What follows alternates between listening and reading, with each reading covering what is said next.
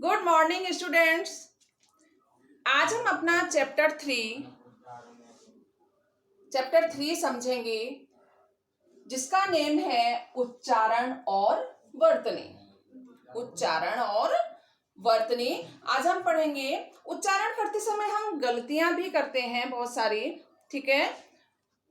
जैसे मैंने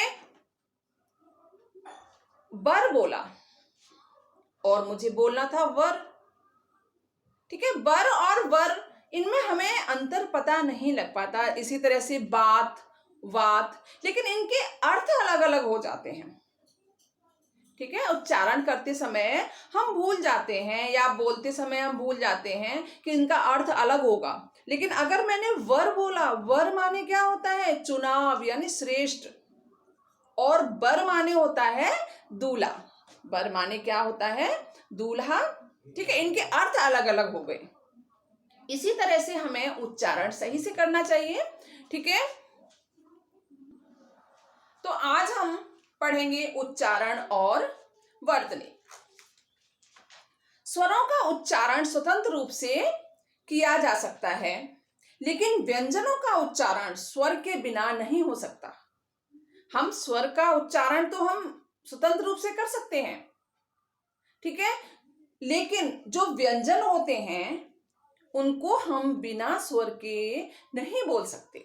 जैसे क, तो उसके साथ ए स्वर आ रहा है, उसके साथ अ स्वर आ रहा है। जैसे बोला की, तो उसके साथ क्या आ रहा है? ई स्वर आ रहा है। तो व्यंजनों को हम बिना स्वर के नहीं बोल सकते। जैसे आइए, खाइए, मिलाइए आदि शब्दों में व्यंजनों का उच्चारण उनसे जुड़ी मात्राओं के बिना नहीं किया जा सकता।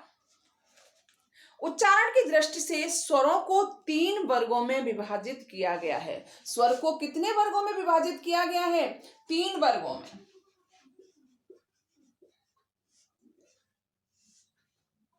स्वर को 3 वर्गों में विभाजित किया गया है। ह्रस्व स्वर,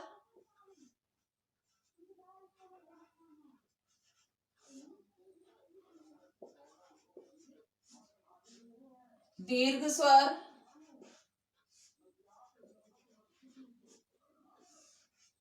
और प्लुत स्वर।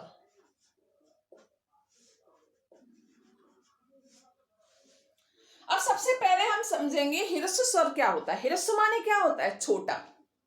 ह्रस्व माने क्या होता है? छोटा। जैसे अ, ए, ओ और रे के उच्चारण में कम समय लगता है, सबसे कम समय लगता है। यानी ह्रस्व माने छोटा समय लगे, छोटा यानी कम समय लगे।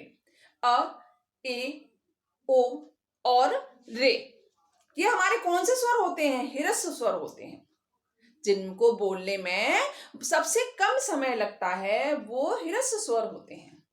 ओके। अब नेक्स्ट हमारा है दीर्घ स्वर। दीर्घ का अर्थ क्या होता है? बड़ा होता है। दीर्घ माने बड़ा होता है, ठीक है।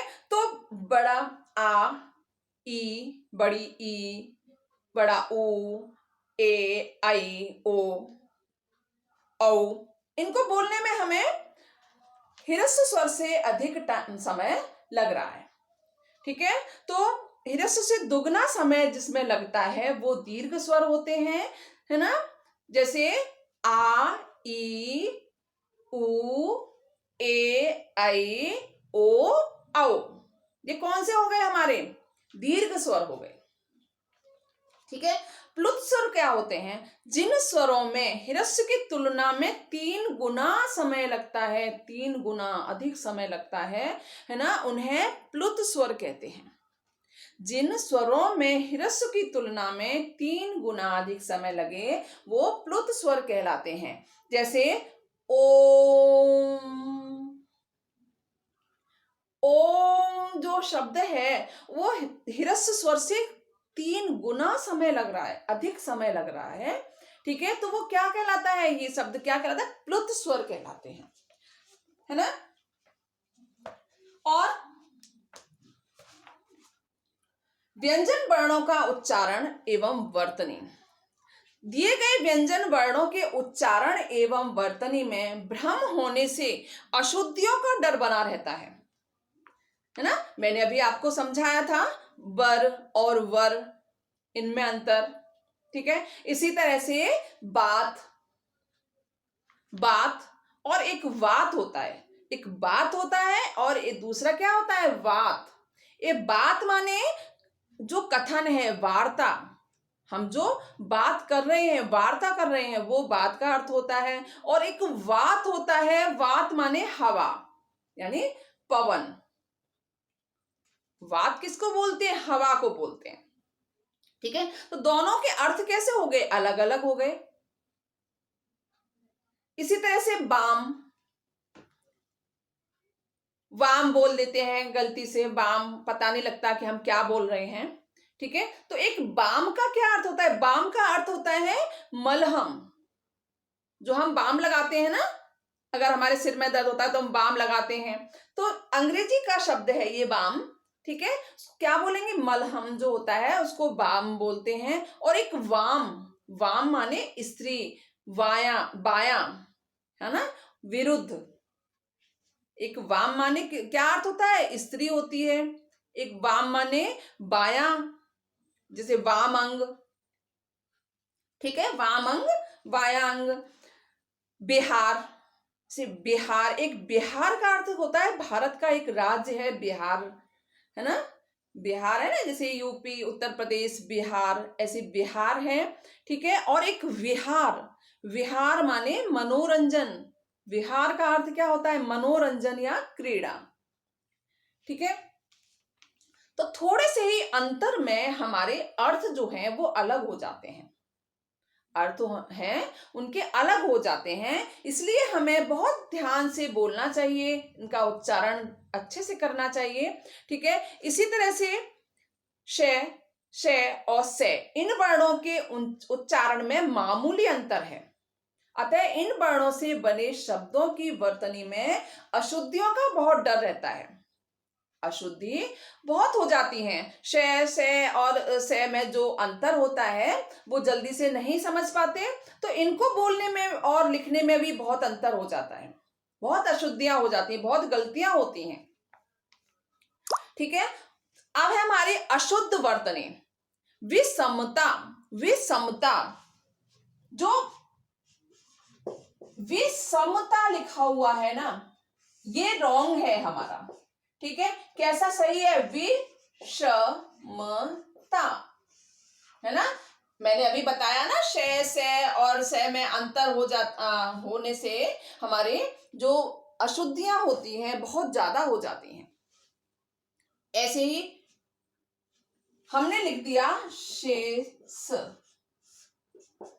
ये गलत है, शेष नहीं होता, शेष, ठीक है, ये राइट है, ये राइट है। इसी तरह से सलगम, सलगम जो होती है ना, अगर हमने लिखा सलगम तो ये हमारा रॉन्ग है, शलगम, ये राइट है, ओके। अब हमारे व्यंजन हैं, अब इसमें हम पढ़ेंगे आगे संयुक्त व्यंजन क्या होते हैं। संयुक्त व्यंजन,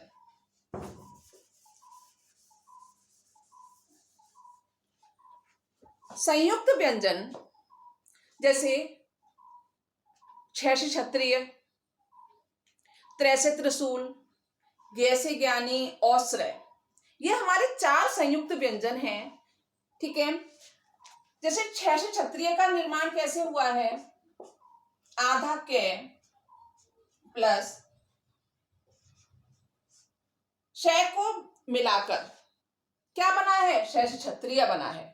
आधा के और श को मिलाकर, पूरे श को मिलाकर क्या बना है, श से क्षत्रिय बना है, ठीक है। अब त्रै से त्रिशूल, आधा तय और रे को मिलाकर त्रै से त्रिशूल बना है। ये हमारे क्या है, संयुक्त व्यंजन है। ज्ञ से ज्ञानी, आधा जय और अंगे को मिलाकर गे से ज्ञानी बना है। और श्रेय आधा शय और रे को मिलाकर श्रेय बना है। संयुक्त है यानी मिलकर दो वर्णों को मिलाकर ये बना है, इसको हम क्या कहते हैं? संयुक्त व्यंजन कहते हैं इनको। ठीक है, दो वर्णों से मिलकर जो बनते हैं, एक आधा एक पूरा, उनको क्या कहेंगे? संयुक्त व्यंजन कहेंगे। ठीक है, ऐसे ही इन संयुक्त वर्णों से निर्मित कुछ शब्द और भी हैं। ठीक है, जैसे रक्षा, शिक्षा, स्वतंत्रता, पत्र, यत्र, गे, श्रेय, है ना, ये संयुक्त व्यंजन से बने हुए हैं। कुछ वर्ण पाई लगाकर बनते हैं। क्या होती है पाई? पाई ये इस तरह का एक खड़ी हुई पाई लाइन होती है ना, उसको क्या बोलते हैं? पाई बोलते हैं। कुछ वर्ण पाई लगाकर बनते हैं, जैसे कै बन गया, कै बन गया, खे, कै, कै नहीं आएगा इसमें, खे आएगा। खे पाई, ये वाली पाई है ये। गे, जैसे ये तय हो गया, है ना, चय हो गया। ये पाई जो लास्ट में खड़ी लाइन है, इसको हम पाई बोलते हैं। जो खड़ी लकीर है, खड़ी लाइन है, उसको हम क्या बोलते हैं? पाई बोलते हैं। ठीक है, जैसे वे बन गया, बे बन गया, बहुत सारे वर्ण हैं खड़ी पाई के, है ना। आपकी वर्णमाला में बहुत सारे वर्ण हैं खड़ी पाई के। खे, गे, घे, चे, जे, वे, अड़े, ते, थे, धे, ने, पे, बे, भे, मैं, य, ले, व, श, स, ये सब क्या है? खड़ी लकीर के हैं, यानी खड़ी पाई के हैं। ये यहाँ देखिए, ये खड़ी लाइन है, ये है ना, खड़ी लकीर है, ये क्या है? पाई बोलते हैं इसको। ठीक है, किसी दूसरे वर्ण से मिलाते समय इनकी पाई हटा दी जाती है, जैसे बिल्ली,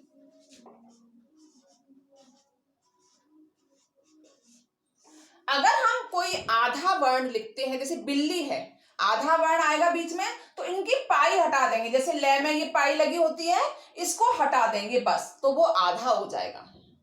तो क्या हो जाएगा? आधी हो जाएगी। ले हमने पाई को हटा दिया बस। ओके, और हमारे जो कैसे कबूतर जो होता है, फै से फल जो होता है ना, इनका क्या करते हैं? अगर हम इनको आधा करते हैं तो कैसे करेंगे? इस तरह से फै से फल को आधा करेंगे तो ऐसे करेंगे। इनकी पाई नहीं हटाते, इनमें जो पाई होती है ना, वो बीच में होती है, उनको हम नहीं हटा सकते। ओके, इसी तरह से अब हम पढ़ेंगे रे वर्ण। रे वर्ण पढ़ेंगे। रे वर्ण को संयुक्त करने में प्रायः अशुद्धियां होती हैं। रे वर्ण को पढ़ने में हमें बहुत सारी अशुद्धियां होती हैं, अतः नीचे दिए गए शब्दों की वर्तनी को ध्यान से पहचानिए और समझिए। जैसे धर्म, जैसे मैंने लिखा धर्म, तो ये रे जो लगा हुआ है, ये ऊपर है। रे कहाँ है? ऊपर है। ठीक है, अब एक मैं लिखती हूं